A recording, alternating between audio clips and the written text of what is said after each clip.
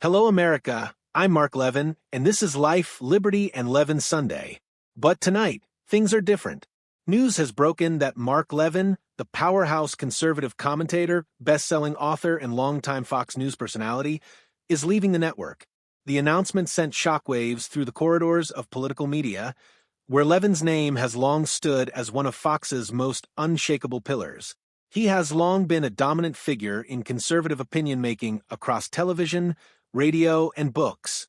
His Sunday show, Life, Liberty, and Levin, was a signature of thoughtful discussion.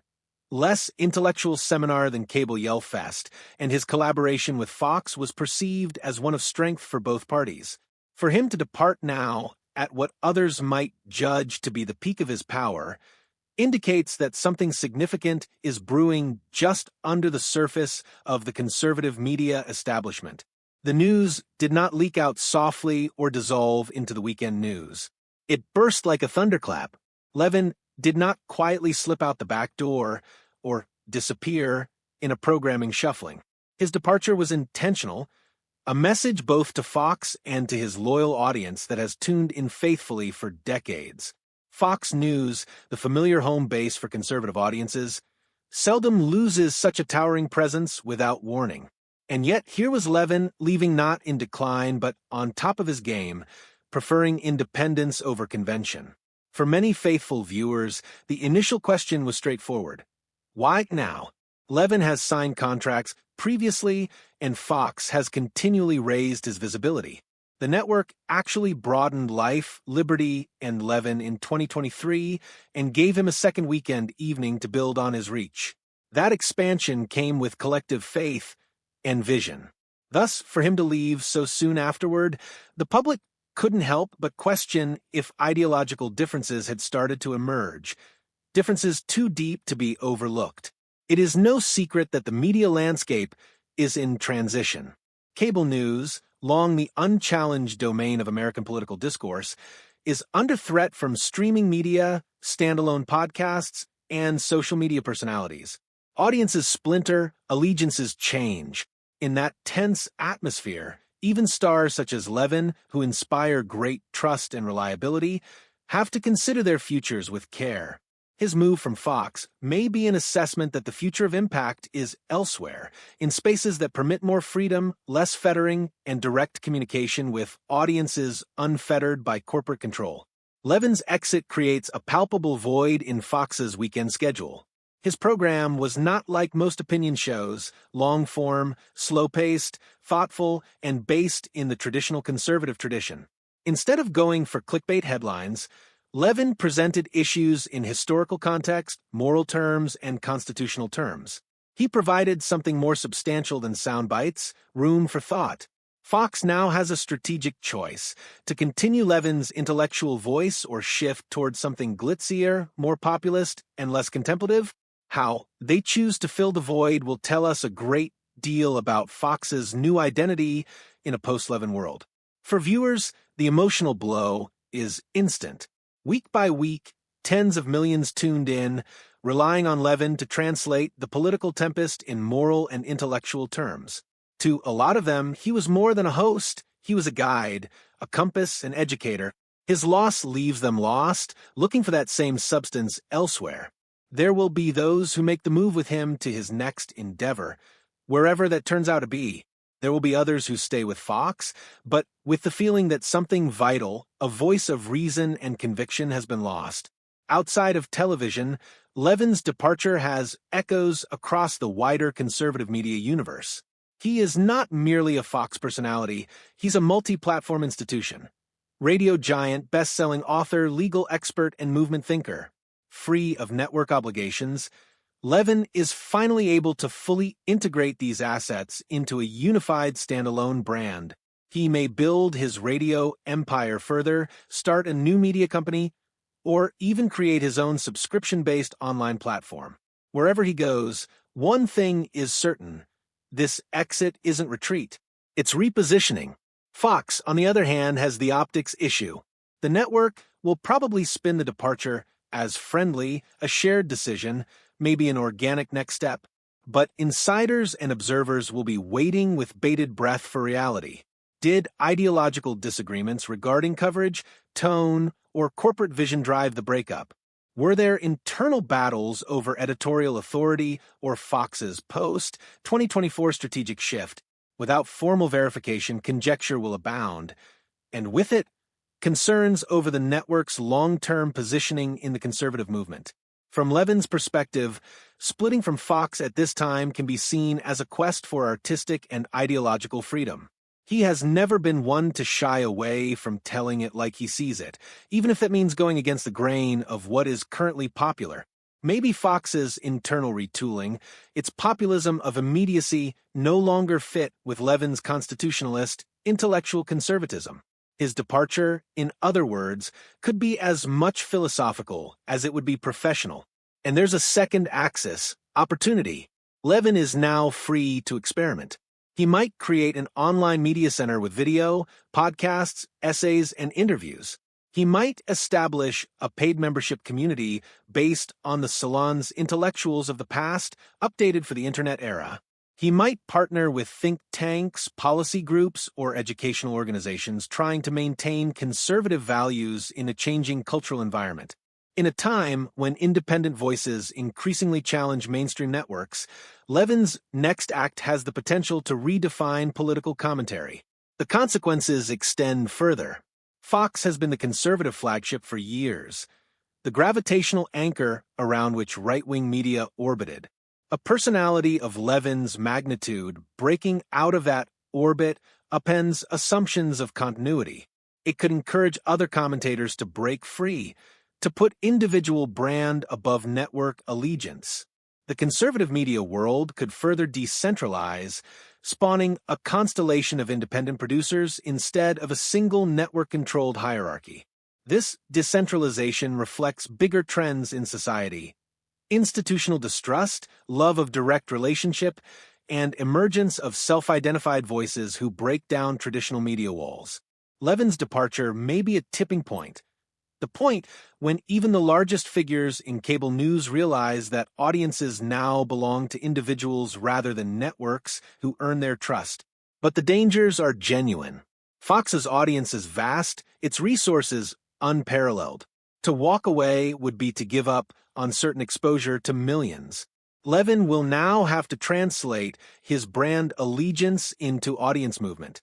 If he can do it, he will prove the model of autonomous conservative commentary viable. If he does not, it will be a warning about the perils of abandoning established platform. Still, to those familiar with Levin, his reasons are seldom flippant. He has dedicated decades to building not only fans but followers, individuals who trust his intelligence, character, and patriotism.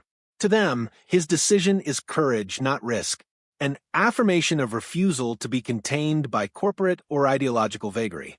Within Fox, though the aftershocks will be deep, producers, executives, and co-hosts will rethink their standing. Some will see his resignation as an opportunity, an opening to move up, to reposition themselves. Others will perceive it as a warning, a symptom of disharmony within Fox's previously monolithic ideological faction. The conservative media's internal politics are very much in motion, and Levin's departure will drive that alignment more rapidly. Competing networks such as Newsmax, OEN, and The Daily Wire are certainly paying attention. Any of them might woo Levin with equity positions, creative autonomy, or partnership positions. Even some mainstream sources might have an interest in signing him up as a marker of intellectual legitimacy. Where Levin ends up, and when, will determine not only his legacy but the competitive environment of conservative media for years to come. The economics of his next project will be essential. Unlike network paychecks, independent media requires monetization strategy, memberships, subscriptions, ad partnerships, or charitable donations. Levin's deep brand affinity provides him an unusual edge. He could generate a paying crowd willing to underwrite his work with ease. Succeeding here would demonstrate that ideological programming can flourish beyond corporate structures, a takeaway that could reframe the political broadcasting economics. Commentators are already predicting that Levin's maneuver can trigger a new media entrepreneurship boom among right-leaning intellectuals. Individuals who previously depended on Fox for visibility may now venture into their own enterprises, podcasts, or paid channels.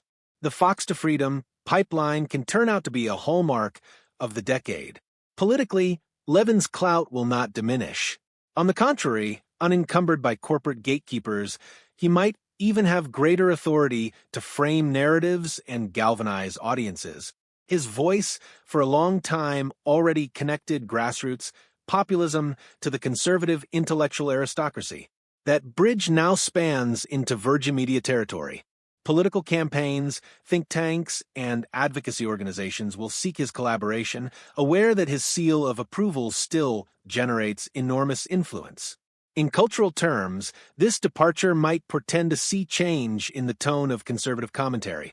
Levin's form of conservatism, principled, historical, morally serious, is the polar opposite of the populist spectacle that now dominates cable news. His post-Fox period could begin a renaissance of content over sensationalism. He might rebrand himself as the conscience of the conservative movement, less performer, more philosopher. In the meantime, Fox needs to stabilize the vessel.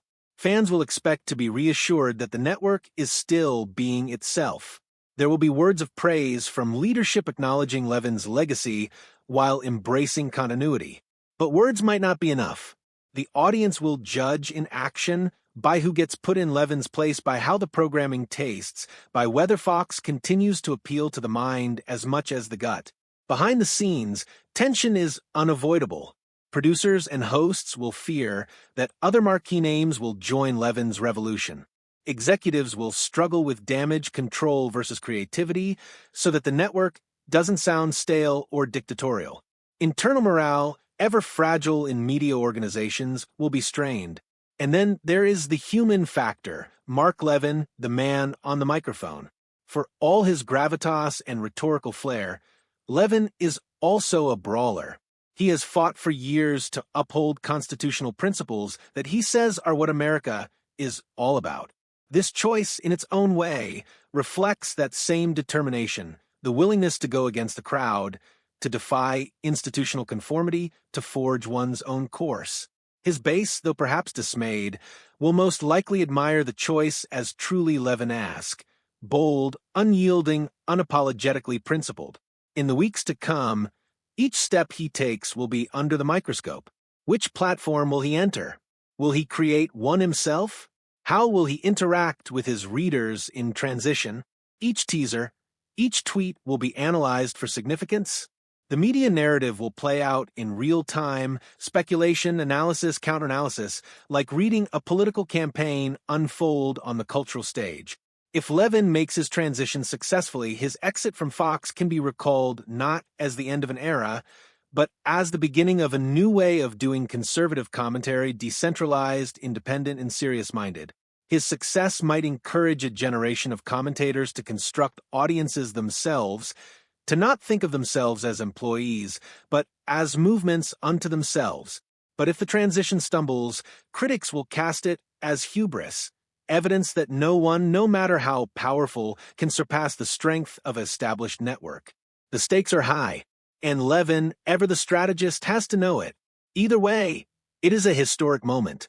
It marks the intersection of new media between old institutions and online independence, between corporate influence and individual belief. Levin's resignation is more than a change in job. It represents the revolution in political communication in the 21st century. As the dust clears, Fox and Levin both will redefine themselves. Fox will have to demonstrate its brand can survive outside of any one voice. Levin will have to demonstrate that one voice, well-principled and well-led, can transcend the confines of a network.